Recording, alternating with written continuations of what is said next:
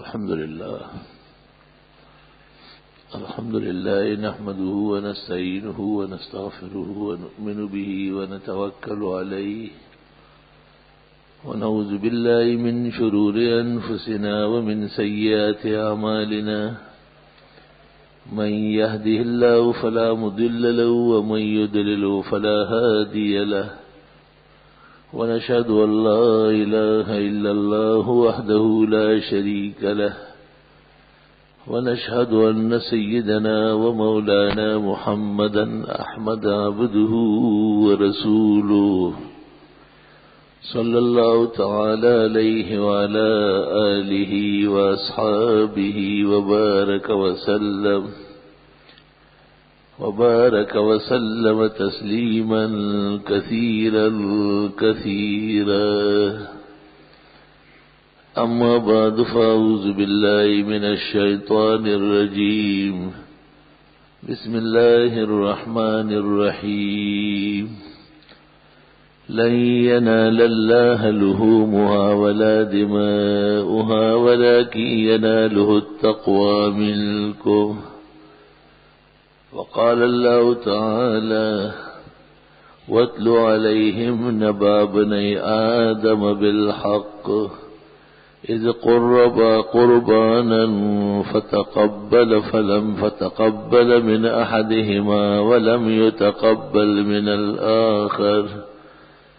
وقال الله تعالى: ولكل أمة جعلنا منسكا هم ناسكوه. وقال رسول الله صلى الله عليه وسلم: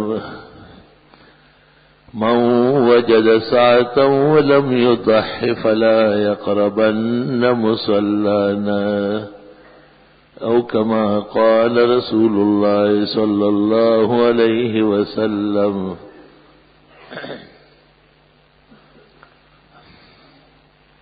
قابل قدر بزرگوں، محترم بھائیوں اور عزیز دوستوں، چونکہ ذی الحج قریب ہے اور ذی الحج کی 9 تاریخ کو جس طرح حج کا فریضہ ادا ہوتا ہے، اس خوشی میں 10 تاریخ کو مسلمانان عالم اللہ کی رضا اور خوشنودی کے لیے قربانی کرتے ہیں، اور حکم یہ ہے کہ پورے عالم کے مسلمان مالی توفیق کی شرط پر حسب توفیق ایک حلال اور پالتو جانور جس کی قربانی شرعاً معلوم ہے وہ اللہ کے راستے میں قربان کریں گے۔ قربانی ایک عبادت ہے، عبادت کے جمیع شرائط اس میں موجود ہونا ضروری ہے۔ مثلا قربانی کا تعلق اسلام سے ہے، غیر مسلم پر قربانی نہیں ہوتی، اور غیر مسلم کی قربانی شرعاً معتبر نہیں ہوتی، کیونکہ غیر مسلم کے لیے اسلامی احکام نہیں ہے تا وقت کہ وہ ایمان نہ لائے۔ مسلمان ہے لیکن عقل و حواس موجود نہیں ہے، دیوانگی اور جنون میں ہے، تو اس سے بھی شرعی احکام مرتفع ہوتے ہیں۔ سبھی یعنی نابالغ بچے کے بارے میں فقہاء کا اختلاف ہے۔ درست اور بہتر بات یہ کہی گئی ہے کہ اس کے مال کی شرط پر اس کے اولیاء اس کی طرف سے قربانی کر رہے ہیں، اس کے مال میں سے۔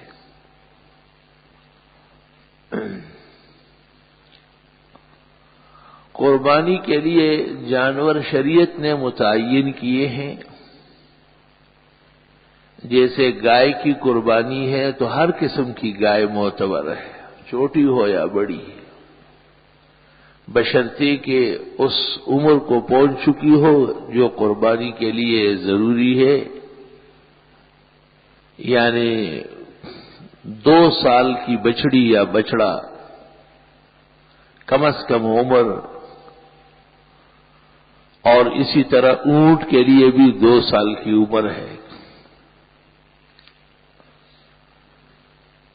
چونکہ بھینس بھی گائے کی ایک قسم ہے، ان الجاموس نوع من البقر، جامع الصغیر میں حضرت علی سے مروی ہے۔ جب علی عراق گئے اور وہاں انہوں نے جوامیس دیکھی، بھینسیں دیکھی، تو لوگوں نے فتویٰ پوچھا۔ علی المرتضیٰ نے اس کے حالات دریافت کیے تو فرمایا یہ گائے کی ایک قسم ہے، طبعی طور پر اور جنسی طور پر وہ تمام خصلتیں ہیں سوائے 1-2 کے، اس لیے حکم گائے کا نافذ ہو گیا۔ اور ہماری فقہ کی معتبرات شرع وقائع میں ہیں، ان الجاموس نوع من البقر۔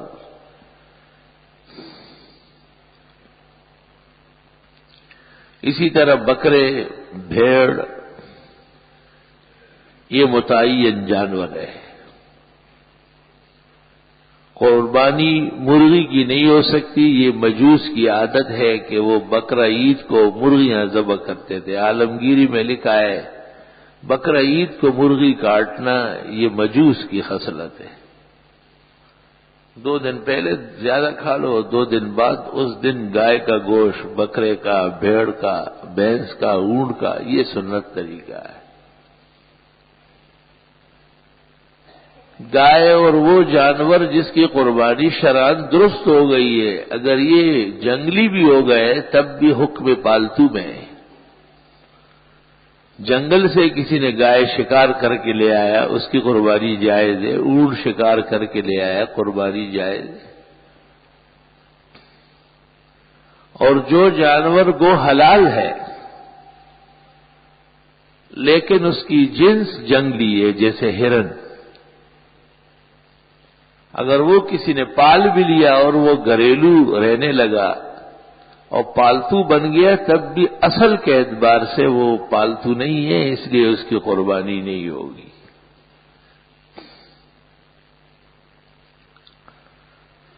قربانی اصلاً تو ہر اس شخص پر ہے جو صاحب نصاب ہو۔ نصاب 2 قسم کا ہے، ایک مال نامی اور دوسرا غیر نامی۔ وہ مال جو بڑھ رہا ہے وہ نامی کہلاتا ہے، اور وہ مال جو منجمد ہے جیسے جائیداد وہ غیر نامی ہے۔ تو زکوٰۃ کے لیے تو نامی ہونا شرط ہے، اس لیے کوٹھی پر، بنگلے پر، پلاٹ پر، زمین پر زکوٰۃ نہیں ہوتی، حاصل پر ہوتی ہے۔ مگر قربانی اس کی بھی ہے، اگر کسی کی زمینیں ہیں، مکانات اور بنگلے ہیں، کوٹھی ہے، زکوٰۃ تو نہیں ہے اس کے ذمہ، لیکن اس جائیداد کے مالک ہونے کی حیثیت سے اس کے ذمہ قربانی ہے۔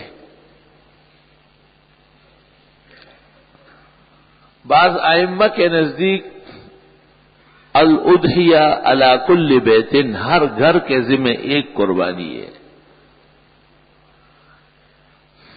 امام ابو حنیفہ رحمۃ اللہ علیہ کی فقہ میں جو شخص خود کماتا ہے وہ گھر کا مستقل فرد سمجھا ہے۔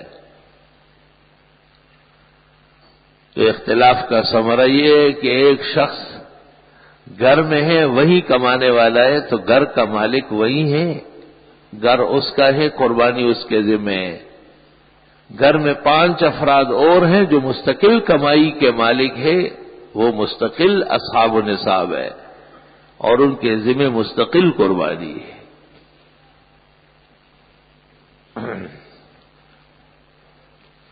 ایسی صورت میں گھر کے مردوں کے ساتھ خواتین جو صاحب نصاب ہیں، سونے کی وجہ سے، زیورات کی وجہ سے، بیش بہا کپڑوں کی وجہ سے، ان پر بھی مستقل قربانی ہے۔ عام طور پر لوگ اس قسم کے احکام کو سمجھتے ہیں کہ یہ مرد سے وابستہ ہے، یہ ٹھیک نہیں ہے۔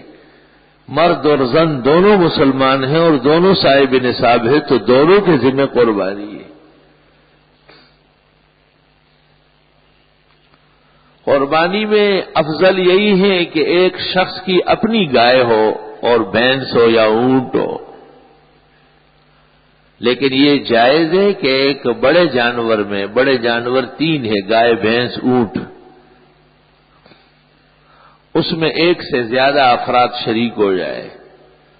سنت اور افضلیت اس میں ہے کہ 3 ہو، 5 ہو، 7 ہو، 7 سے زیادہ نہیں ہو سکتے۔ 2، 4، 6 بھی جائز ہے، لیکن افضلیت اس میں نہیں ہے۔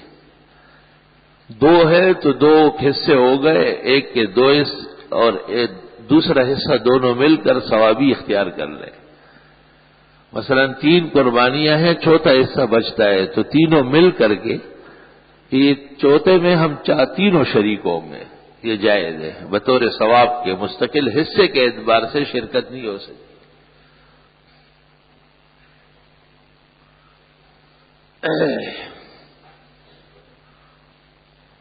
قربانی 10 ذی الحج کو نماز عید کے بعد واجب ہے۔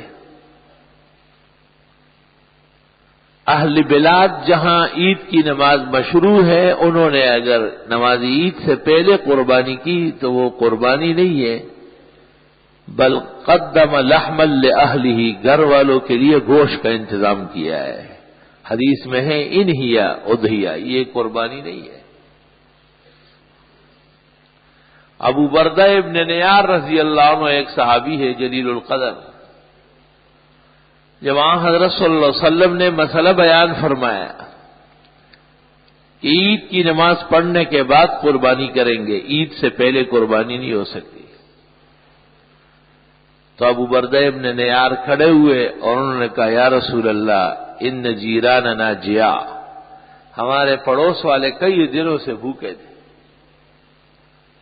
مستہم الضراء، اور ہر طرح سے وہ پریشان تھے،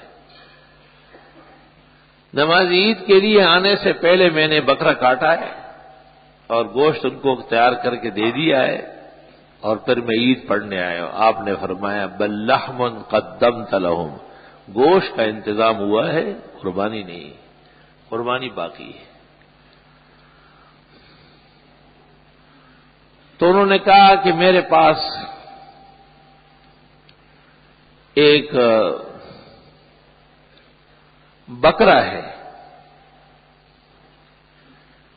جو سال سے کم ہے لیکن سال سے بڑا لگتا ہے،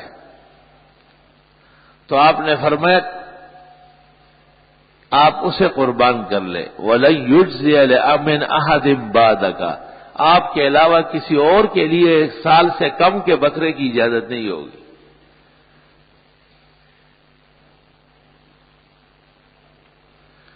یہاں 2 مسئلے پیش آئے، ایک قربانی قبل از وقت، اسے قتل مسترد کر دیا، وہ کالعدم کر دیا، دوسری قربانی کے جانور کے انواع میں فرق، تو شارع علیہ السلام نے عذر شریعت ان کو مستثنا قرار دے کر اجازت دے دی۔ محدثین نے لکھا ہے کہ انہوں نے خوف اور ڈر کے مارے یہ بات کہی، ورنہ وہ بکرا سال کا ہی تھا۔ کانت سنویۃ، ابن حجر نے لکھا ہے، گھبرا گئے کہ میں اتنے شاندار قربانی کر کے حضرت نے فرمایا گوشت کا انتظام کیا، قربانی ابھی نہیں ہے، باقی ہے۔ تو انہوں نے کہا حضرت ایک بکرا ایسا ہے جس کی عمر کچھ کم ہے، تو آپ نے فرمایا کر لو اس کی قربانی، وَلَن يُجْزِيَ مِنْ أَحَدٍ بَعْدَكَ، آپ کے بعد کسی اور کی طرف سے ایسی قربانی نہیں ہوگی۔ چنانچہ مسئلہ یہ ہے کہ بھیڑ یا دمبا 6 مہینے کا جب صحت مند ہو قربانی جائز ہے، لیکن بکرا اور بکری پر اگر سال پورا نہیں ہے اور اس سے کچھ دن کم ہے تو قربانی نہیں ہوگی، اگرچہ فربا اور صحت مند نظر آتا ہو۔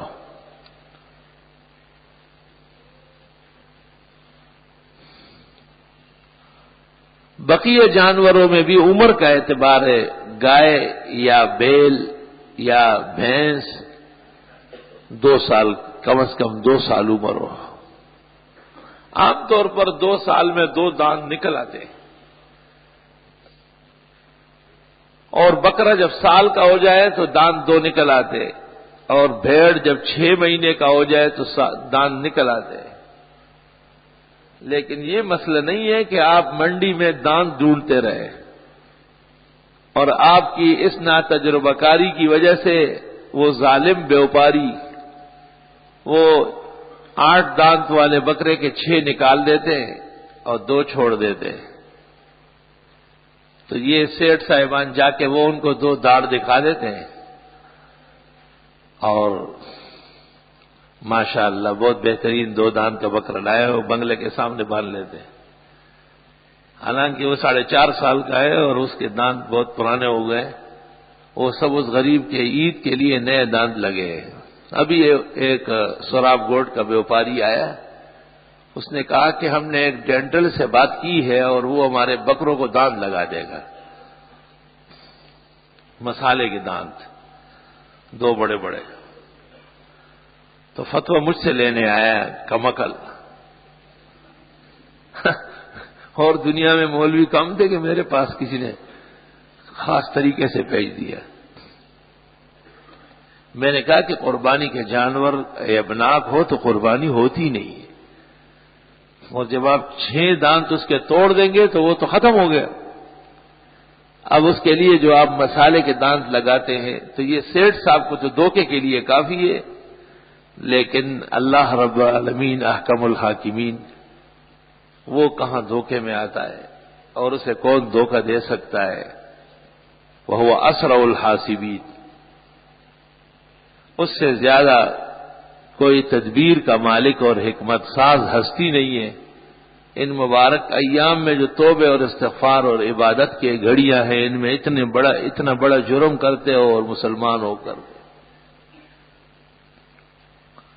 تو مسئلہ یہ یاد رکھو کہ اگر ایک بکرے کی عمر 1 سال بتائی جاتی ہے یا ایک بچڑی کی عمر 2 سال بتائی جاتی ہے اور حال کے مطابق اس کی تکذیب نہیں ہو رہی ہے، عموماً 2 سالہ بچڑا یا 1 سالہ بکرا اس عمر کا ہوتا ہے، تو مزید تحقیق کی ضرورت نہیں۔ فقہاء لکھتے ہیں قربانی جائز ہے، دانتوں کی آپریشن کی کوئی ضرورت نہیں۔ اللہ،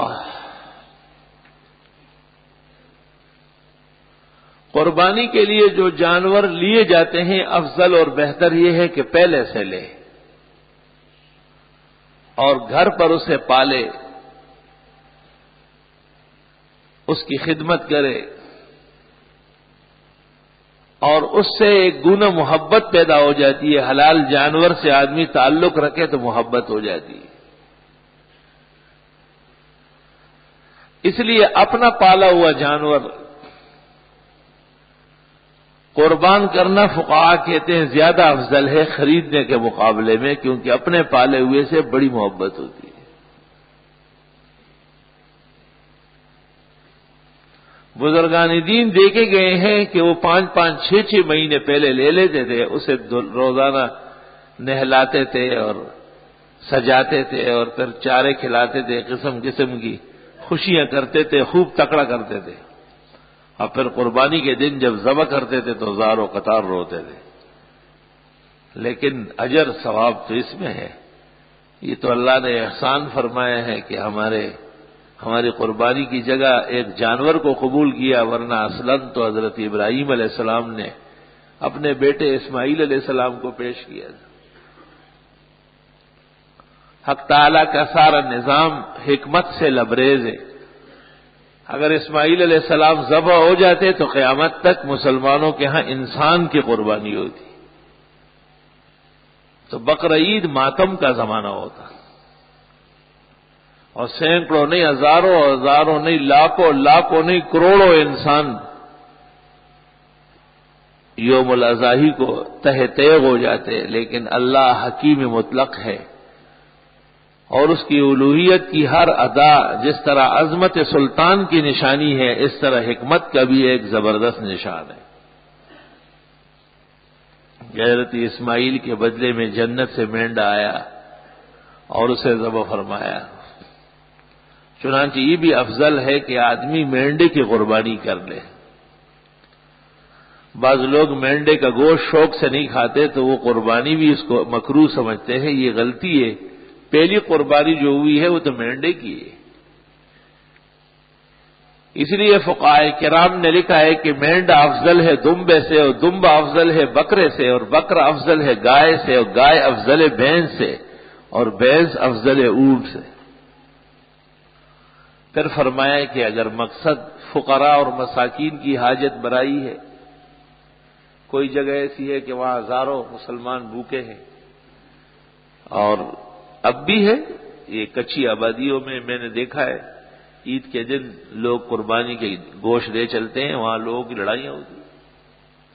یہاں گلشن لوگ آ جاتے ہیں، باقاعدہ گوشت مانگتے ہیں، حیران ہو جاتے ہیں آدمی کہ اللہ، یہ لاکھوں جانور ذبح ہوتے ہیں، یہ گوشت کہاں چلا جاتا ہے؟ مقصد تو شریعت کا یہ ہے کہ فقراء و مساکین کو خوب گوشت کھلایا جائے۔ چنانچہ ہمارے اصولیین نے لکھا ہے کہ ایام الضیافت اللہ، یہ جو دن ہیں اللہ تعالیٰ کی مہمانی کے ہیں۔ خداوند تعالیٰ کی مہمانی کے دن ہیں، اور مہمان جب کسی کو، سخی مہمان جب میزبان کسی کو مہمانی دیتا ہے تو گوشت کی دعوت کرتا ہے۔ ان الکریم اذا اضاف احدا اضاف بلحم، نور الانوار میں ہے، اور دیگر معتبرات اصول میں بھی، کہ سخی جب دعوت کرتا ہے تو اس میں گوشت ضرور ہوتا ہے۔ اس لیے عقیقے میں گوشت ہے، ولیمے میں گوشت ہے، اولم ولو بشات، یہ نہیں کہ سینڈوچ اور ٹنڈی بوتل کے لیے لوگوں کو جمع کیا۔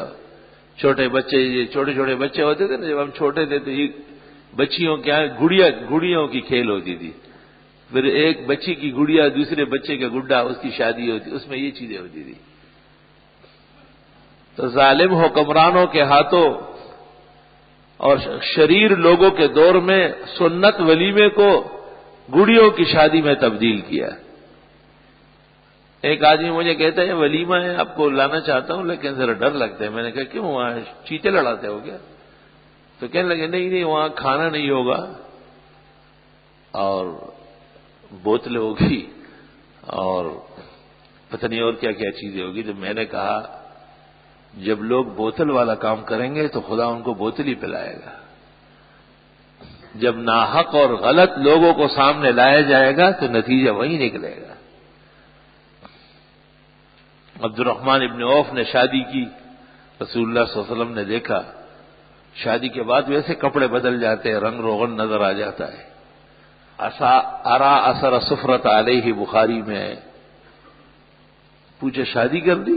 جی حضرت۔ شادی میں پھر سب سے بڑا مسئلہ یہ ہے کہ خاتون کا مہر معقول دے دیا جائے۔ تو فرمایا فماذا سقت الیہا، مہر میں کیا چیز دے دی؟ تو کہا کہ وزن نوات من ذہب، کھجور کی گٹلی کے برابر سونا۔ یہ سوال اس لیے ہوا ہے کہ عبد الرحمن ابن عوف مہاجر ہے، مکہ مکرمہ سے مدینہ تشریف لائے، اور مہاجرین کا مال اور دولت اور جائیدادیں سب مکہ میں رہ گئی تھی۔ وہ بہت تنگ دست تھے مدینہ منورہ میں۔ نبی کریم صلی اللہ علیہ وسلم نے ہر انصاری کے گھر ایک ایک دو مہاجر لگائے کہ یہ آپ کے گھر کھانا کھائے گا اور یہی رہے گا۔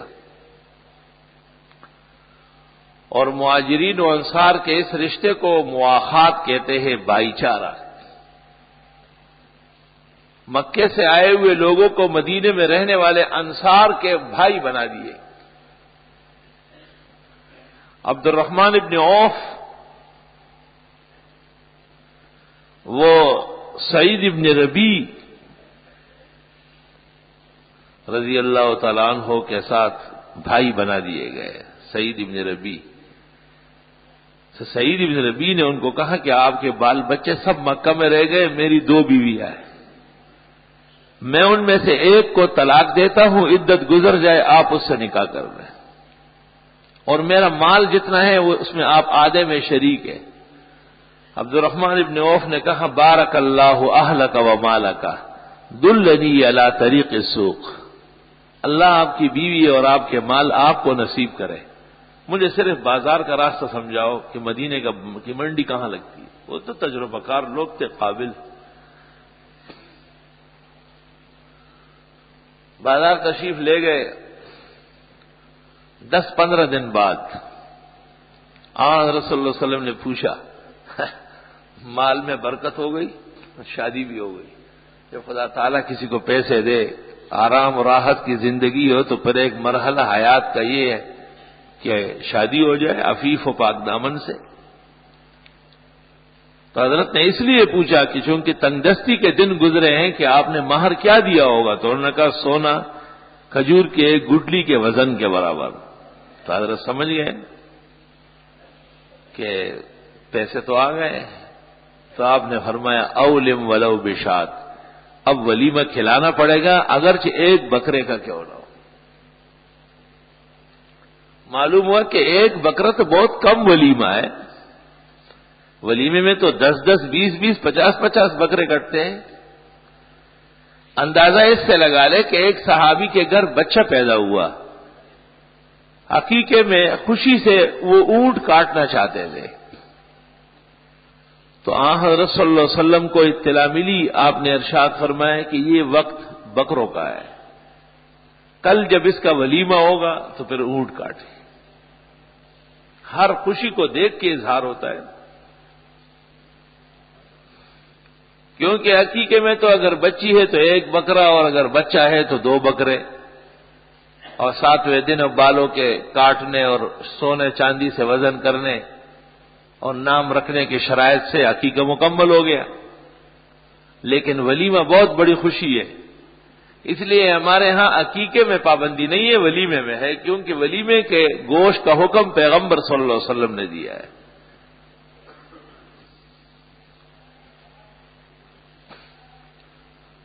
لا الہ الا اللہ وحدہ لا شریک لہ لہ الملک ولہ الحمد وعلی کل شیء قدیر۔ مشترک قربانی جائز ہے۔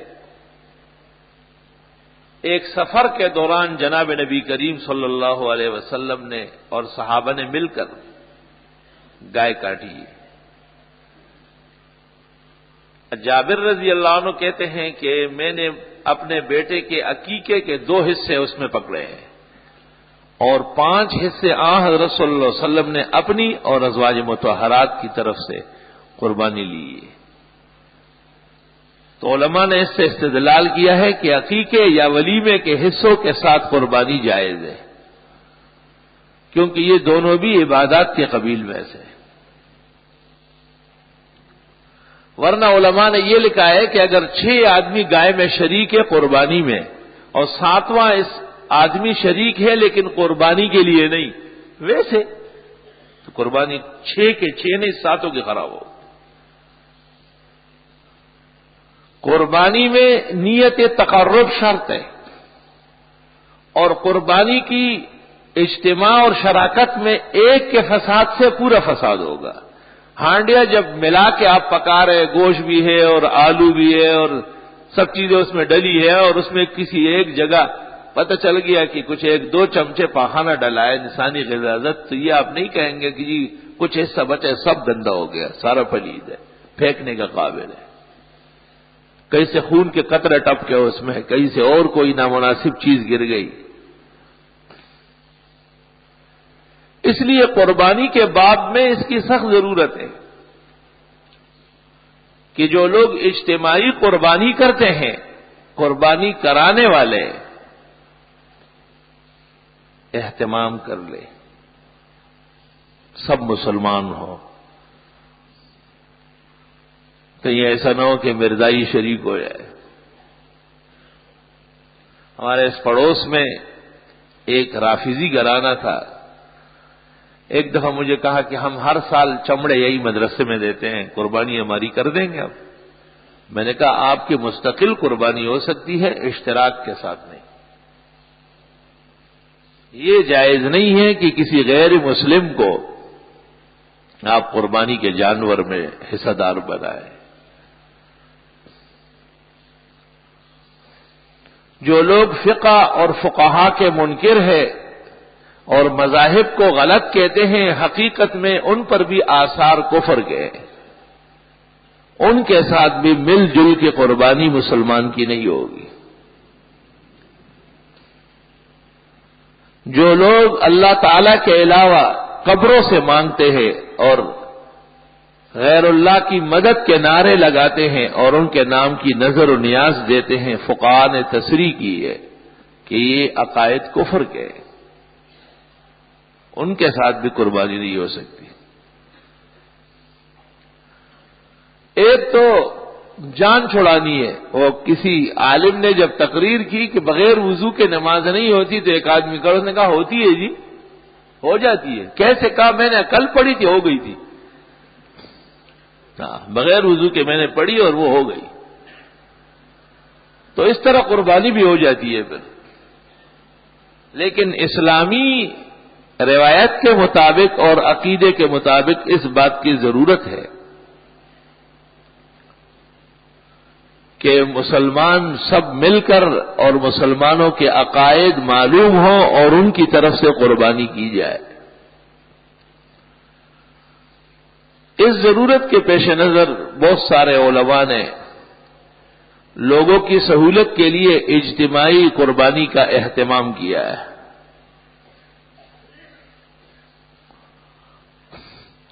اور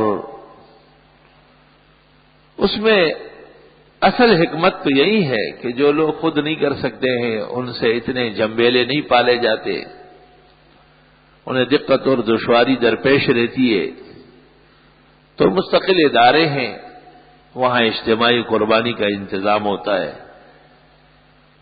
ہمارے یہاں بھی الحمدللہ ہمارے دوست کچھ مختصر سا کرتے ہیں، صرف یہاں کے نمازی اور جو حضرات ہیں، لیکن میں نے انہیں تاکید کی ہے کہ عقائد کا معلوم کرتے رہے، اور عقائد کا معلوم ہونا ہر جگہ ضروری ہے۔ اگر غیر مسلم ذبح کر لے تو قربانی جائز نہیں، اس گوشت کا استعمال ناجائز ہے۔ اگر غیر مسلم نکاح میں گواہ بن جائے تو نکاح منعقد نہیں ہوگا۔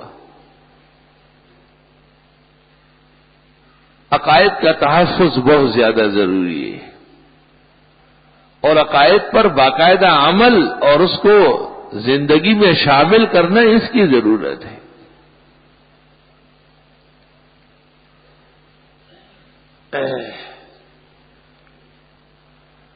قربانی کے بہت سارے آداب ہیں اور بڑی تفصیلات ہے، اس میں کوئی شک نہیں کہ مسلمان کا دل چاہتا ہے کہ اچھا جانور ذبح کرے، اور شریعت نے بھی ترغیب دی ہے۔ حضرت صلی اللہ علیہ وسلم نے خود جو 2 بکرے کاٹے ہیں، ایک اپنی طرف سے، ایک امت کے فقراء اور مساکین کی طرف سے، تو حدیث میں اس کا تذکرہ آتا ہے کہ ضحى رسول اللہ صلی اللہ علیہ وسلم بکبشین املحین موجوعین، اور ایک روایت میں ہے اقرنین، 2 موٹے موٹے خوبصورت چتکبرے، گوشت بھرے ہوئے، سینگ نکلے ہوئے مینڈے آپ نے کاٹے۔ تو فقہاء نے لکھ دیے کہ اگر کسی جانور کے سرے سے سینگ نکلے ہی نہیں ہیں تو وہ عیب نہیں ہے، لیکن اگر سینگ تھے اور نکل گئے ہیں تو اب جانور عیبناک ہو گیا اور اس کی قربانی نہیں ہوگی۔ کتنا عیب مانی ہے؟ ایک جانور ہے جس کا ایک بالش سینگ ہے اور وہ ایک پورے کے برابر کٹ گیا، دوسرے جانور کا 2 پورے، تو دونوں ایک جیسے ہیں۔ مشہور فتویٰ علماء کرام کا یہ ہے کہ 1 ربع 1/4 سے کم معاف ہے، اور اگر 1/4 کو پہنچ رہا ہے تو وہ معاف نہیں ہے۔ عام طور پر ہمارے علماء کے ہاں یہ فتویٰ رائج ہے، لیکن میں نے اپنا رسالہ جو قربانی کے احکام پر ہے اس کا ایک تکملہ لکھا ہے، اس کا نام ہے تکملہ احسن المناسک۔ اس میں نے یہ واضح کیا ہے اور ثابت کیا ہے کہ نہیں، نصف سے جو کم ہو وہ معاف ہے۔ کاسانی نے بدائی میں لکھا ہے کہ ففی النصف تعارض الجانبان، نصف میں تو دونوں برابر تھے، تو اب جب صحت بڑھ گئی اور عیب نصف سے کم ہو گیا تو قربانی جائز ہے۔ ہاں بہتر یہ ہے کہ بے عیب قربانی ہو، ربع عیب بھی نہ ہو، اس سے کم بھی نہ ہو، لیکن اگر کوئی ایسا مبتلا ہو گیا کہ کوئی ایسا جانور لایا ہے کہ بعد میں پتہ چلا کہ اس کا عیب نصف کے قریب ہے، نصف یا نصف سے زیادہ نہیں ہے، تو وہ بھی عفو کے درجے میں داخل ہو سکتی ہے۔ حضرت علی رضی اللہ تعالیٰ عنہ کو آپ منڈی بھیج رہے تھے حیوانات خریدنے، تو فرمایا استشرف العین والاذن والسن، آنکھ، کان، سینگ سب غور سے دیکھو۔ اور تو آسان ہے، لیکن آنکھ کا کیا کریں گے؟ وہاں لے جا کے چشمہ ڈالیں گے اس کا؟ فقہائے کرام کیا عقل مند طبقہ ہے، انہوں نے آنکھ کا بھی معلوم کر لیا ہے کہ بھئی ایک گائے ہے جس کی آنکھ میں کچھ عیب معلوم ہو رہا ہے، تو فرمایا کہ اس کی یہ عیبناک آنکھ باندھو کپڑے سے، اور سیدھی آنکھ جو درست ہے صحت مند ہے اس کے سیدھ میں چارہ لاتے رہو، وہ ایک حد پہ اشارہ کر دے گی، دیکھ لیا اس نے تو وہاں نشان لگا لو۔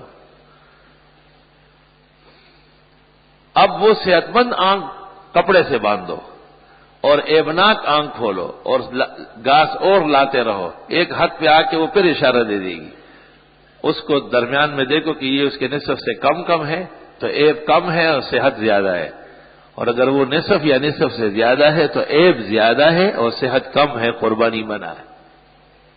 تبیین شرح کنز اور دیگر معتبرات میں یہ طریقہ لکھا ہے۔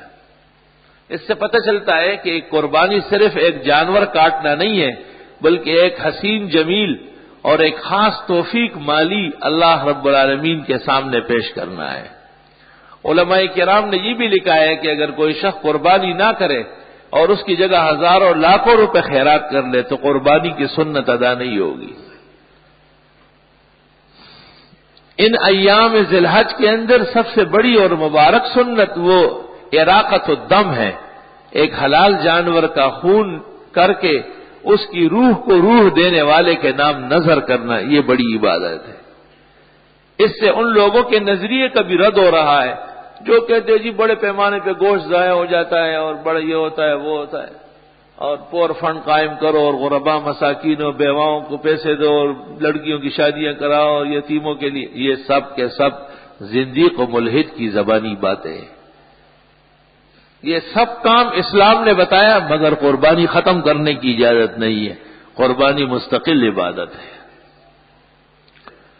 جناب نبی کریم صلی اللہ علیہ وسلم ہر سال 2 مینڈے اور بکرے تو کرتے ہی تھے، لیکن حجۃ الوداع کے موقع پر آپ نے باقاعدہ 100 اونٹ، پورا ایک ریوڑ منگوایا 100 اونٹوں کا،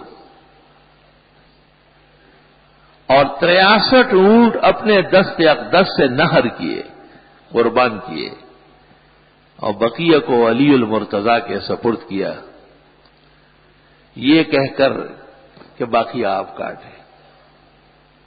علماء لکھتے ہیں کہ عمر شریف بھی نبی کریم صلی اللہ علیہ وسلم کی 63 سال ہے، گویا گزری ہوئی پوری عمر کی قربانی کا ایک قسم کا اعادہ یا شکریہ آپ بجا لائے، اور تکوینی طور پر آپ کو باور کرایا گیا تھا کہ 63 سال میں حضرت کا سفر آخرت ہے، اس لیے بقیہ حضرت علی جو خاندان اور گھر کے آدمی تھے ان کے حوالے کیے۔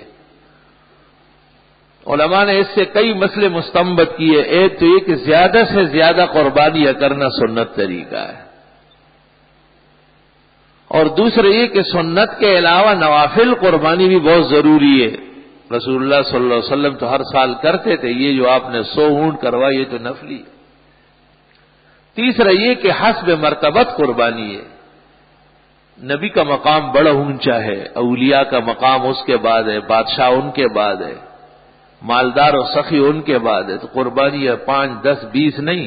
جب اللہ نے آپ کو توفیق دی ہے تو پورے لاکھوں روپے بینک سے نکال کر اور لاکھوں روپے کی جائیداد ادھر ادھر کرا کر آپ کئی گائے، کئی بیل، کئی بھینسیں، کئی اونٹ، کئی بکرے، کئی مینڈے حضرت صلی اللہ علیہ وسلم کی طرف سے مستقل، ابوبکر صدیق کی طرف سے مستقل، امام ابو حنیفہ کی طرف سے مستقل، شیخ عبد القادر جیلانی کی طرف سے مستقل، شاہ عبد العزیز و شاہ ولی اللہ کی طرف سے، امام الحسن مولانا انور شاہ کی طرف سے، شیخ الاسلام حضرت مدنی کی طرف سے، مفتی محمود کی طرف سے. یہ جو امت کے کارآمد لوگ گزرے ہیں ان کے ارواح کی خوشی کے لیے اور ان کے ثواب اور اللہ کے ہاں درجات بلند کرنے کے لیے بہت سارے قربانیاں کرنا یہ صالحین کا طریقہ ہے. سید الصالحین والنبیین محمد الرسول اللہ صلی اللہ علیہ وسلم نے خود زیادہ سے زیادہ قربانیاں کی ہیں. زیادہ قربانیاں کرنا ثواب ہے اور اچھا جانور کاٹنا یہ بھی ثواب ہے، لیکن شہرت کا جانور کاٹنا یہ مکروہ ہے.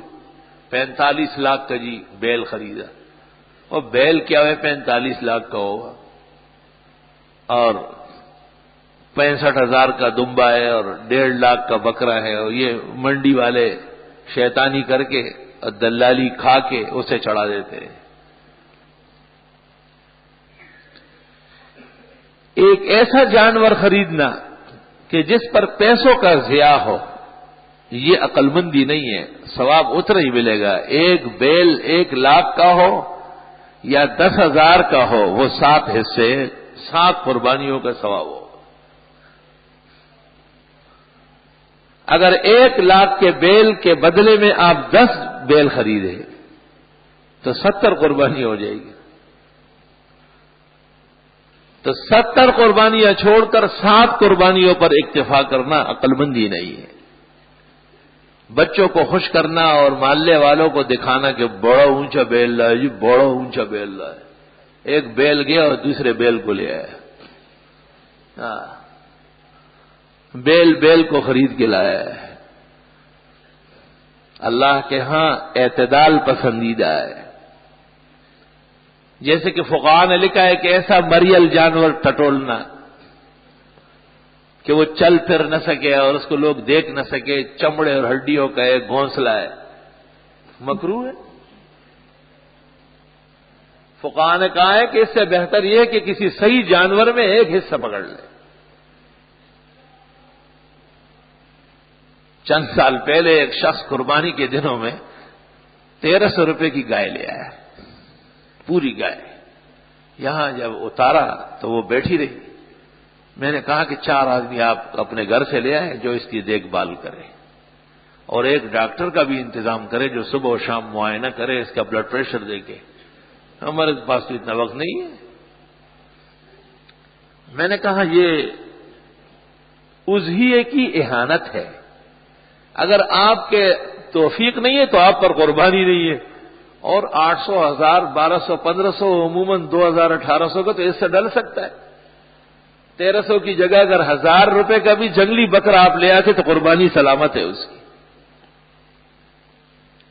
لیکن ایسا جانور خریدنا جسے حدیث میں محذول کہا ہے، قابل نفرت، ضعیف، یہ بھی منع ہے. اور ایسا جانور خریدنا کہ جس سے میلہ لگ جائے اور جشن ہو جائے، اخبار میں اس کی تصویریں شائع ہو جائے اور لوگ کہے کہ جی وہ بڑا مالدار آدمی نکلا، وہ بڑا خریدا. مال حرام برائے حرام رفت، غلط مال غلط جگہوں میں صرف ہوگا. یہ لاکھوں کے جانور خریدنے کے بجائے قربانی کے حصوں کے اعتبار سے 2 گائے، 5 گائے، 10 گائے، 20، یہ سب کے سب عبادات ہیں، لیکن حدود شریعت کے اندر. اللہ بلا شبہ قربانی کے جانور پر خرچہ کرنا یہ ثواب ہے اور عبادت ہے، اس کی خدمت کرنا. حدیث میں ہے قیامت کے دن اس کا گوبر، اس کا پیشاب، وہ جس جگہ کودا ہے، چلا پھرا ہے، یہ سب جگہ اس شخص کی نیکی کے اعمال کے پلڑے میں ڈال کے نیکیوں میں تولا جائے گا. بخاری کی حدیث میں ہے. میں حیران ہوا یہ حدیث دیکھ کے. میں نے کہا یار اب کیسے مہربان و کریم ذات ہے آپ کہ وہ جو جانور پالنے والے نے گھر پہ گوبر بھی رہا اور چند دن کے لیے پیشاب کے بھی ریلے رہے اور چھوٹے بچے بھی باغے دوڑے ہوئے، وہ سب اس میں شامل کر دیا ہے. یہ سب کے سب اسلامی تہوار کا حصہ ہے. لفظ باقاعدہ حدیث میں آیا ہے کہ یہ سب کے سب حسنات کے پلڑے میں ڈال کر اور اس شخص کی نیکیوں میں سے تولا جائے. اس سے ایک عجیب بات معلوم ہو گئی، وہ یہ کہ بہت سارے لوگ ایسے ہیں کہ جو دیگر عبادات میں اتنے چست نہیں ہیں بلکہ خاصے کمزور ہے، لیکن وہ قربانی میں بہت آگے ہیں. اللہ ان کی مغفرت کے لیے یہ سبب بنا رہا ہے. حدیث تو صحیح ہے اور وہ تو دو ٹوک فیصلہ ہے، اور پیغمبر تو اپنی طرف سے فرماتے نہیں ہیں وما ينطق عن الهوى ان هو الا وحی یوحى. اپنی قربانی کو اپنے ہاتھ سے کاٹنا یہ بھی افضل اور سنت طریقہ ہے. رسول اللہ صلی اللہ علیہ وسلم جب قربانی فرماتے آستین چڑھا لیتے. حضرت انس کہتے آپ کی کونی کی چمک سفید ابھی تک میری آنکھوں کے سامنے، ویسے ہاتھ چڑھا کے اور چھری ہاتھ میں لے کے آپ صلی اللہ علیہ وسلم. اور اپنی صاحبزادی حضرت فاطمہ کو کہا کہ آج آپ کی طرف سے قربانی ہو رہی، قومی یا فاطمہ، آپ بھی آئے اور کھڑی ہو جائے. وہاں تو انہوں نے پوچھا کہ ابا جان مجھے اس کا کیا ملے گا؟ فرمایا خون کے ہر قطرے کے بدلے میں نیکی لکھی جائے گی. اور قربانی کا جانور قیامت کے دن شاہ سوار کے لیے ایک بہترین سواری بن کے پیش ہوگا. بڑی تفصیلات اس میں آئی ہے. بعض ضیاف سے پتہ چلا ہے کہ قربانی کے جانوروں کو جنتی شکلیں دے کر کے داخل جنت کیا جائے گا. اللہ تعالیٰ کے نام پر قربان ہوا ہے تو اس لیے اب وہ فنا نہیں ہو رہا ہے، وہ باقی ہے. تو جب اس جانور کو اللہ تعالیٰ بقا دیتا ہے تو یہ مومن جس نے دل کے اخلاص سے اور طبیعت کی بشاشت سے اور اپنے مال اور پونجی کی حلت و شوکت کے ساتھ حضرت ابراہیم علیہ السلام سے لے کر محمد الرسول اللہ صلی اللہ علیہ وسلم تک اجل انبیاء اور مرسلین کی جلیل القدر سنت کو زندہ کرنے کے لیے اقدام عمل کیا ہے، یہ خداوند تعالیٰ کے ہاں کس قدر درجات کا مالک ہے. قربانی شوق اور ذوق سے، قربانی اپنی بساط اور توفیق کے مطابق، قربانی دل کی خوشیوں سے اور عبادت عظمیٰ جان کر، قربانی کے دن لمحے آنا جانا پالنا پوسنا یہ سب کے سب عبادات نوافل ذکر و تسبیح کے قائم مقام مقامات ہیں. اللہ اکبر.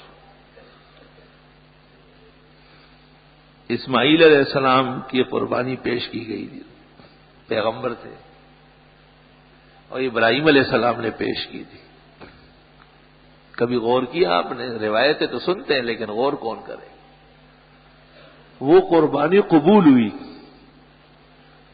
اس وقت تو جنت سے مینڈا آیا اور حضرت نے بجائے اسماعیل کے اس کو ذبح کیا. اس کے بعد جتنے انبیاء اور شرائع ہوئے ہیں سب کو حکم تھا کہ اس کو یاد کر کے قربانی کرو. ہماری قربانی کے لیے بھی رسول اللہ صلی اللہ علیہ وسلم نے فرمایا ھذہ سنت ابیکم ابراہیم، یہ ہمارے روحانی جد امجد اور دین کے ایک عظیم پیشوا ابراہیم علیہ السلام کی سنت ہے. محمد الرسول اللہ صلی اللہ علیہ وسلم فرماتے ہیں کہ ھذہ سنت ابیکم ابراہیم، حضرت ابراہیم کی سنت، وہ جو قربانی قبول ہوئی. صحابہ عمر پر قربانیاں کرتے تھے. سارے جہان کے مسلمانوں کو حکم ہے کہ اس سنت کو یاد کر لو. کیسی قبولیت ہوئی ہے؟ یہ قبولیت کیسی ہے؟ ختم نہیں ہو رہی، پھیلتی چلی جا رہی. قیامت تک سارے جہان کے مسلمانوں کو حکم ہے اگر کوئی حج پر نہ جا سکے تو اپنے گھر بار میں. بہت سارے لوگ یہ مسئلہ بھی پوچھتے ہیں کہ جی فلاں حج پر گیا. حج کی جو قربانی ہے وہ مناسک میں سے ہے، اس قربانی سے اس کا کوئی تعلق نہیں۔ اگر صاحب توفیق حج پر گیا ہے تو وہاں کی قربانی گھر کی قربانی کا قائم مقام نہیں ہے، بددستور یہاں کی قربانی کرنی ہوگی، بددستور۔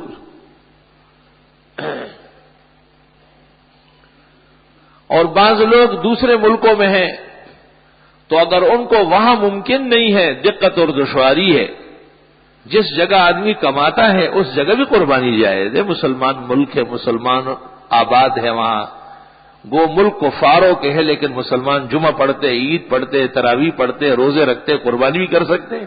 تاہم اگر وہ اپنے عزیز و اقارب کو کہے اور وہ ان کی طرف سے اپنے ملک اور گھر پر قربانی کر لے تو یہ بھی درست صورت ہے، اس میں کوئی قباحت نہیں ہے۔ اللہ یا رب لک الشکر والحمد۔ قربانی ایک ایسی عبادت ہے جس سے کروڑوں انسانوں کی زندگی وابستہ ہے۔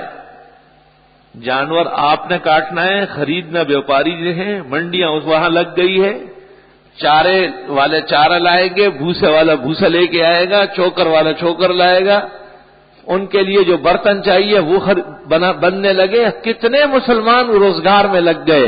اسلام کی برکت دیکھو، معاش کی برکت اسلام سے سیکھنا چاہیے۔ کروڑوں مسلمان، لاکھوں نہیں، ملک اور بیرون ملک میں اس عبادت کی شراکت اور اس کے ارتکاب کی وجہ سے جس طرح اللہ رب العزت کے ہاں اجر اور ثواب پاتے ہیں، وہاں دنیا کے اندر حلال رزق کا بھی ایک ذریعہ بنتا ہے۔ خود حضرت صلی اللہ علیہ وسلم کی موجودگی میں جانوروں کی منڈیاں لگی ہے، آپ خود تشریف لے گئے، جانور چننے کے لیے آپ کا تشریف لے جانا بھی ثابت ہے۔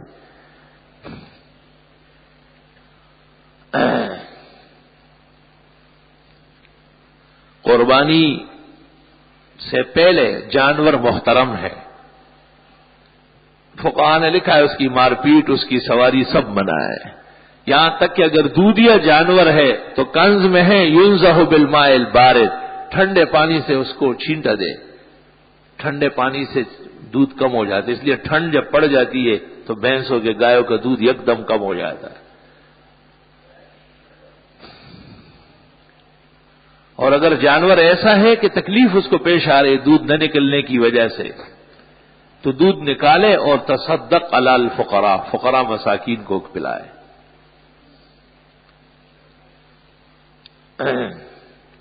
اس لیے حدیث میں ہے وَاجْتَنِبْ ذَاتَ الدَّرْ، دودھ دینے والے جانور کی قربانی نہ کرے، اسے نہ کاٹے آپ۔ اسی طرح حاملہ جانور کی قربانی بھی مکروہ ہے۔ اگر حمل بالکل واضح ہے تو فقہاء کے نزدیک سخت کرائیے تو گناہ تک کا ارتکاب ہے۔ ایسے ظالم بھی ہوتے ہیں کہ حاملے گائے اور بھینسیں اور اونٹنیاں اور بکریاں بکوا دیتے ہیں، کیونکہ قربانی کے دنوں میں ان کی قیمت عام جانوروں سے بڑھ جاتی ہے۔ چند سال پہلے ہمارے ایک دوست ڈاکٹر صاحب کے یہاں ایک گائے آئی، مجھے اطلاع بھیجی کہ یہ گائے دیکھو، میں نے دیکھی تو وہ بس تیار تھی بچہ دینے کے لیے، وہ ہمارے وہاں زمین پر بیچ دیا اور میرے خیال سے مہینہ ختم ہوتے ہی اس نے بچہ دے دیا۔ یہاں ایک دوست گائے لے کے آیا، میں نے وہیں سے دیکھا، میں نے کہا بھائی یہ حامل آیا، اس نے کہا نہیں صاحب انہوں نے قسم کھائی۔ میں نے کہا منڈی میں قسموں کا اعتبار نہیں ہے، فقہاء نے لکھا ہے کہ منڈی کذابین سے بری دیتی، وہ تو پیسوں کے لیے ایک نہیں 55 قسمیں کھاتے ہیں۔ میں نے اس کو بہت سمجھایا کہ میں اس سے بہتر گائے دے دیتا ہوں، اسے من کا نہیں، میں نے اس پر نیت کی، جو کاٹا تو وہ کسائی میرے پاس آئے کہ جی بچڑا نکلا اور نکلتے ہی دوڑ رہا ہے، بالکل سلامت اور 1-2 دن میں بچہ دینے والے۔ ایسے ایسے ظالم دنیا میں۔ اس کمینے پیسے نے انسانوں کو کس رذالت میں مبتلا کیا ہے۔ بہرحال اپنے طور پر احتیاط فرمائیں، اور جو بغیر علم کے اطلاع کے ہو اللہ وہ معاف فرمائیں، اس میں ہم ماخوذ و مصول نہیں ہوں گے۔ اللہ اکبر۔ قربانی کے بعد اس کا پوست یعنی چمڑا اور اس کا گوشت دونوں مسلمانوں کا حق ہے۔ اس لیے اسے اسلامی تعاون کا حصہ بنانا اور فقراء اور مساکین یا دینی مدرسوں میں استعمال کرنا قربانی کی قبولیت کی ایک نشانی ہے۔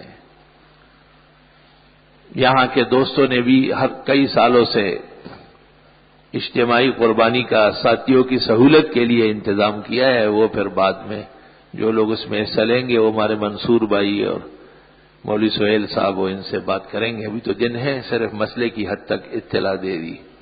حق تعالی شانہ کل عالم کے مسلمانوں کو سنت طریقے سے اس عظیم عبادت انجام دینے کی توفیق دے، اور اللہ مسلمانان عالم کی یہ قربانی قبول فرمائے۔ وآخر دعوانا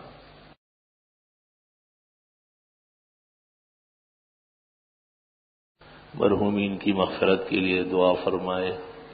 چند روز قبل ہمارے بزرگ حاجی پایو جان مرحوم کے بھائی سکندر کا انتقال ہو چکا ہے، دعا فرمائے اللہ تعالیٰ ان کی مغفرت فرمائے، ان کے پسماندگان کو صبر و اجر دے، اور جہاں کہیں مسلمان اموات ہو چکی ہے اللہ ان کی بخشش فرمائے، ان کے پسماندگان کو صبر و اجر دے۔ جو مسلمان جہاں کہیں جس درد اور کرب میں مبتلا ہے اللہ اپنے خزانوں سے امداد فرمائے، دستگیری نصیب فرمائے، رحمت و عنایات کی بارش فرمائے۔ ربنا تقبل منا انك انت السميع العليم وتب علينا انك انت التواب الرحيم وصلى الله تعالى على خير خلقه محمد وآله واصحابه اجمعين برحمته۔ بسم اللہ الرحمن الرحیم۔ میرے بیٹے گزشتہ 17 دن سے گمشدہ ہے، آپ سب سے درخواست دعا کریں اللہ اس کو خیر و عافیت سے لے آئے۔ 11 مرتبہ سورۃ یوسف پڑھ کر دعا مانگے، اور کوئی شیرین میٹھی چیز بہتر ہے کہ حلوہ ہو۔ حضرت خواجہ گنج شکر رحمۃ اللہ علیہ اور امام الاثر مولانا انور شاہ کے ایصال ثواب کے لیے فقراء مساکین کو کھلا دیں، انشاءاللہ فوراً پوری سلامتی کے ساتھ آئے۔ حلوہ بروح پاک گنج شکر بدے۔ کیا 10 محرم کے بعد شادی کی تاریخ رکھی جا سکتی ہے؟ عین 10 محرم کو نکاح منعقد کرنا عین عبادت اور 100 شہیدوں کا ثواب ہے۔ دلہن کو نماز فجر کے وقت رخصت کرنا کیا سنت طریقہ ہے؟ پر رات کے کسی حصے میں بہتر ہے، فجر کی ضرورت نہیں ہے، فجر سے بہت پہلے ہی چلی جائے تو اچھا ہے۔ مسئلہ یہ پوچھ رہا ہے کہ آج کل حج کے بعد ہر کسی کی واپسی کا دن مقرر ہوتا ہے۔ اگر کسی عورت کو دوران حج حیض آ گیا اور ابھی اس نے طواف زیارت ادا نہیں کی اور واپسی کا دن آ گیا تو اب اس صورت میں یہ عورت کیا کرے؟ حالانکہ طواف زیارت فرض ہے۔ پہلی بات تو یہ کہ اس خاتون کے لیے تاخیر جائز ہے، سیٹ مؤخر کر لے۔ اگر خدا نخواستہ یہ ممکن نہیں ہے تو پھر غسل کر کے پاک صاف کپڑے پہنے اور حرم داخل ہو جائے، طواف کر لے، طواف زیارت کے بعد پھر ایک دم دے دے۔ اور یہ فتویٰ ابن تیمیہ نے مذہب حنفی پر دیا ہے، عذر و مجبوری۔ میرا بیٹا کینیڈا جانا چاہتا ہے، اس سلسلے میں میں نے استخارہ کیا، پورے 7 دن تک مگر کوئی جواب نہیں مل سکا۔ مفتی صاحب سے کیا مطلب ہے؟ حالات اگر جانے کے حق میں ہیں تو استخارہ ہاں میں ہے، اور اگر حالات جانے کے حق میں نہیں ہے تو استخارہ نہ میں ہے۔ اگر جیب میں چھوٹی کاپی ہو، اس میں کچھ وظائف لکھے ہو، اس وظائف میں قرآنی آیتیں بھی اور علماء کا قول مسالے بھی ہو، اپنے ساتھ لیٹرین لے جانا جائز ہے۔ قصدن تو نہ لے جائیں، لیکن اگر وہ پرس میں یا رومال میں ڈھکا ہوا ہے تو اجازت ہے۔ مسئلہ حاضر کی وضاحت کہ تعویذ گنڈے کی شریعت میں آیا گنجائش ہے کہ نہیں؟ جائز کاموں کے لیے درست کلمات سے تعویذ لکھنا جائز ہے، اور ناجائز کاموں کے لیے یا ناجائز کلمات سے لکھنا حرام اور شرک ہے۔ میں بھی تعلیم حاصل کر رہا ہوں مگر ٹیوشن پڑھا کر 3500 کماتا ہوں، جس سے میرا مہینے کا خرچہ چلتا ہے، اور میرے پاس اپنی ایک موٹر سائیکل بھی ہے، تو کیا مجھ پر قربانی لازم ہے؟ نہیں، آپ کے ذمہ قربانی نہیں ہے، کر لے تو بہتر ہے، واجب نہیں ہے آپ پر۔ عرض یہ ہے کہ پڑھائی کی وجہ سے تھوڑی پریشانی کا سامنا ہے، نیز انٹر کے امتحان میں اچھے نمبروں سے کامیابی کے لیے اللہ تعالیٰ اچھے نمبروں سے آپ کو عزت دے۔ گواہان کی موجودگی میں شوہر نے 3 طلاق دے دی۔ میں نے اپنے سامان سے کیا، ان کا سامان کو واپس کر دیا، 1-2 چیزیں مجھے واپس کرنا باقی، اس طرح دوسری پارٹی بھی ہر میری چیز مجھ کو واپس کر دے گی۔ شوہر نے حق مہر دینے کا وعدہ کیا، اب تک دیا نہیں۔ 2 لڑکے ہیں، ایک کی عمر 2.5 سال، دوسرے کی عمر 6 ماہ۔ نفقہ بھی نہیں دے رہے، کہتے لڑکے واپس کر دو، لہذا قرآن رسول لڑکے تو بلوغ تک، لڑکی 12 سال تک اور ماں کے ساتھ رہیں گے، خاوند کا ان سے لینا حرام، ناجائز اور گناہ کبیرہ ہے۔ جب بھی تفریق ہو جائے تو بچے ماں کے پاس رہیں گے، لڑکی 12 سال تک اور لڑکا 10 سال تک۔ اس سے پہلے خاوند کی ایسی کوئی کوشش کرنا کہ اس سے چھین لے، یہ حرام، ناجائز، گناہ کبیرہ، اتنا بڑا گناہگار ہوگا جیسے کوئی کتے کا گوشت کھا رہا ہو یا خنزیر کا گوشت کھا رہا ہو۔ ہاں، ہفتہ 10 دن میں ملاقات کے لیے لے چلے، یہ لوگ پابندی نہ لگائے، اور خرچہ ان کا باپ کے ذمہ ہوگا 10 اور 12 سال تک۔ یہ اللہ کا قانون ہے، کسی کے کہنے سے بدلتا نہیں۔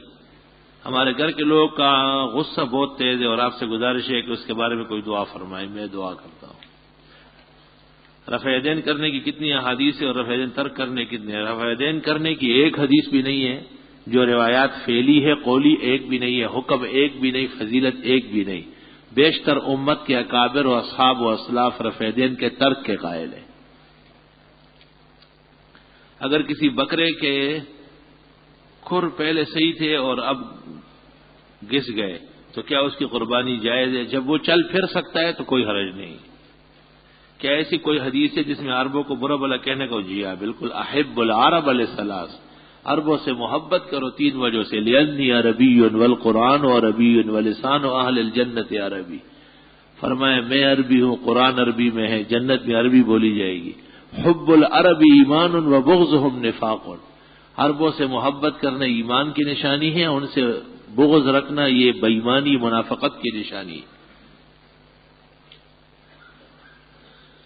ان کی طرف سے جو دل آزاری اور زیادتی ہے اس فعل کی مذمت جائز ہے۔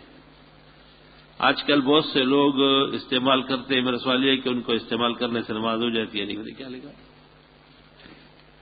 مولانا صاحب وضو میں گردن کا مسح کرنا چاہیے۔ مولانا عبدالحی صاحب لکھنوی نے ایک رسالہ لکھا ہے، تحفۃ الطلبہ فی مسح الرقبہ، اس سے پتہ چلتا ہے کہ مستحب ہے، ضروری نہیں ہے۔ کوئی بینک یا ادارہ ایسا ہے جو سود سے پاک کام کرتا، مجھے اس کی کوئی تفتیش نہیں ہے، یہ آپ مال والوں سے پوچھیں۔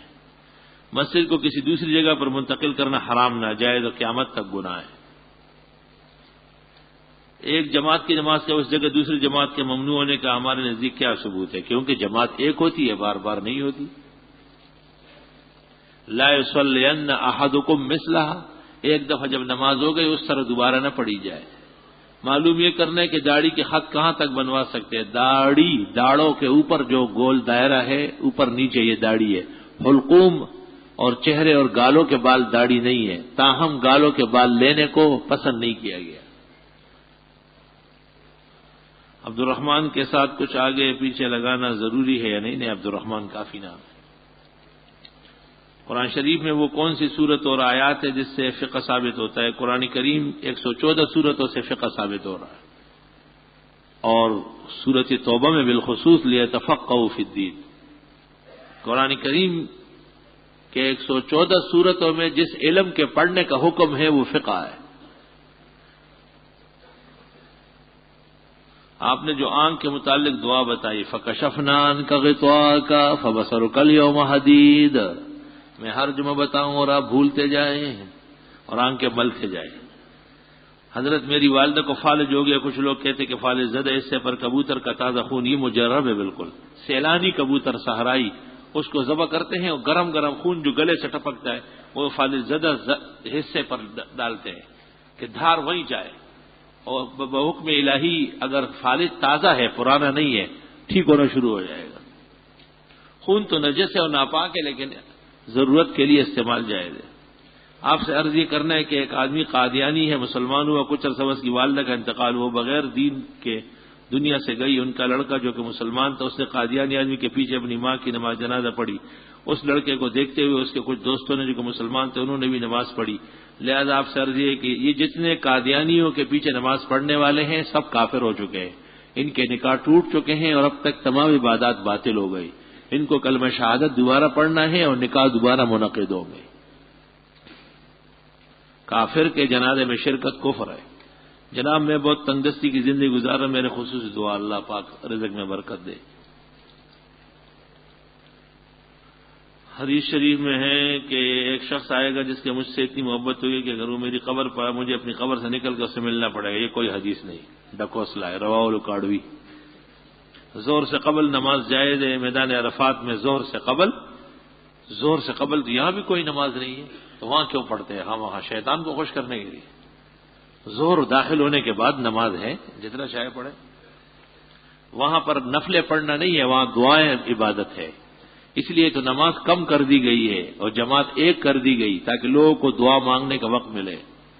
شریعت اور طریقت کیا الگ الگ چیز. شریعت علم کو کہتے ہیں، طریقت اس پر عمل کو کہتے ہیں. تسبیحات فاطمی دائیں ہاتھ پر پڑھنا چاہیے، دونوں نہیں، دائیں ہاتھ سے پڑھی جائے گی.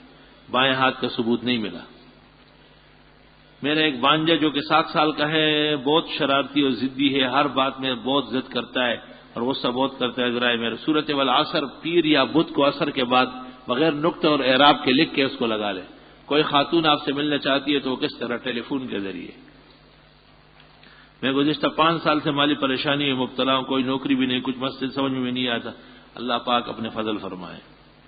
کثرت سے استغفار کرے. ہمارا ایک تعلیمی ادارہ ہے جہاں پر لڑکے لڑکیوں کی کلاسیں تو الگ الگ ہیں، مگر لڑکیوں کو مرد پڑھاتے اور لڑکیاں بھی پردہ نہیں کرتی. کیا اس کاروبار یا پیشے کے حرام ناجائز خنزیر کا گوشت ہے وہاں کی کمائی، جہاں شریعت کی حاجت توڑی جا رہی ہے اور پیغمبر پر چھرے چل رہے ہیں. حضرت کیا ایک شخص جس کا انتقال ہو گیا اس کے ایصال ثواب کے لیے قربانی دے بہت زبردست عبادت ہے. ہمارے ایک رشتے دار جو کہ معراج کے پائلٹ تھے. جی معراج، اچھا معراج کے پیسے لگتے، کوئی معراج آدمی اس کو دوڑا دیتے. کئی جہاز کے ساتھ سمندر میں غائب ہو گیا. اللہ پاک اس کی مغفرت فرمائے اور درجہ شہادت دے. جیسے کہ آپ شوال کے روزوں کے بارے میں کہتے، کیا یہ رکھنا جائز نہیں ہے؟ مکروہ ہے. لدھیانوی نے ان 6 روزوں کے بارے میں جنگ میں لکھا ہے. لدھیانوی نے بہت ساری باتیں لکھی ہے جو غلط ہے، اس میں شک کیا ہے؟ سب باتیں لدھیانوی تو شریعت نہیں ہے، شریعت تو اسلام کو کہتے ہیں. لدھیانوی صاحب کے سوال جواب میں بہت مسئلے غلط آئے، ہم ہمیشہ لکھتے تھے ان کو اور حضرت بڑی مہربانی اور توجہ سے اسے دوبارہ شائع کرتے تھے. میرا لڑکا خون کی بیماری مبتلا ہے، اللہ اسے زندگی اور صحت دے. یہ مسئلہ میرا نہیں ہے، ستہ شوال یہ امام ابو حنیفہ اور مالک کا مذہب ہے مستقل. یہ مولویوں کی جہالت سے مسکین ہو چکا ہے ورنہ قوی مسئلہ ہے. خواتین کو جو ماہانہ حیض آتا ہے ان دنوں ان کے لیے قرآن مجید سیکھنا سکھانا جائز ہے؟ نہیں، قرآن کریم پڑھنا صحیح نہیں. شریعت میں اس کا کیا حکم ہے؟ منع ہے، آرام کرے اور ذکر تسبیح کرے. شریعت رہے اور پھر حرام کا ارتکاب چاہتے ہیں. میں اور میرے بھائی ہم لوگ بہت پریشان ہیں. جو بھی نوکری کرتے ہیں یا تو چھوٹ جاتی یا کمپنی بند ہو جاتی ہے یا وہ تنخواہ بھی نہیں ملتی. ہمارے گھر سے تعویذ بھی نکلے تھے. اب ہمارے سارے بھائی بے روزگار ہو جائے سخت پر. آپ ایسا کریں اپنے گھر کو کھودنا شروع کر سب مل کے. یہ کام رہ گیا تھا. نوکری چھوڑ کے دیواریں توڑنا شروع کر تعویذ نکلے گے. تعویذ سے کیا بنتے ہیں؟ ایسے عورتوں کے پراپیگنڈے ہیں. اصل بات یہ ہے کہ مال کمانے کے دوران حلال و حرام کا فرق کبھی نہیں کیا.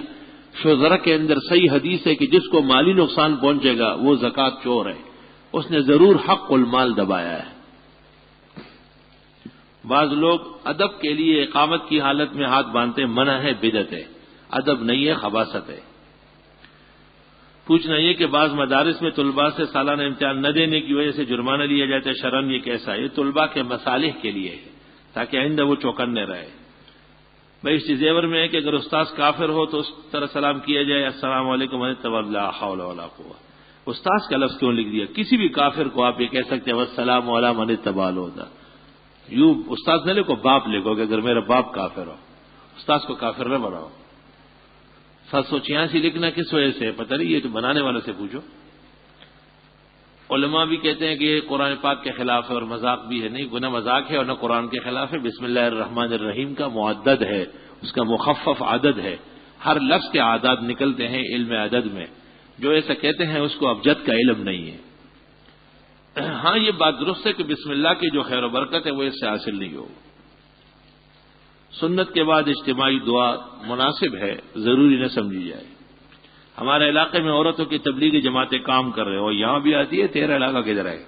جہاں تبلیغی وہاں ان کی تبلیغی عورتیں پردے میں، حجاب میں، مستورات ایک دوسرے کو دین کی باتیں کر سکتی ہے، کوئی حرج نہیں. امام الاسر مولانا انور شاہ نے شرح بخاری میں لکھا ہے یجب تبلیغ النساء کما یجب تبلیغ الرجال. جیسے مردوں کی تبلیغ اس طرح عورتوں کی بھی تبلیغ ہے. بدعتیوں سے نکاح جائز نہیں ہے، کہاں سے ثابت ہے؟ ولا تنکحوا المشرکین۔ اگر کسی آدمی سے دینی یا دنیاوی نقصان کا خطرہ ہو تو کیا اس سے سلام وغیرہ بند کرنا اور تعلقات کاٹنا جائز ہے؟ دنیا یا کے لیے تو جائز نہیں، دین کے تحفظ کے لیے جائز ہے۔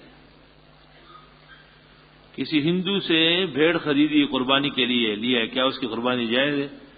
خرید سکتے ہیں، سکھ سے بھی اور قادیانی سے بھی اور بدعتی سے بھی، پیسے دینے پڑیں گے۔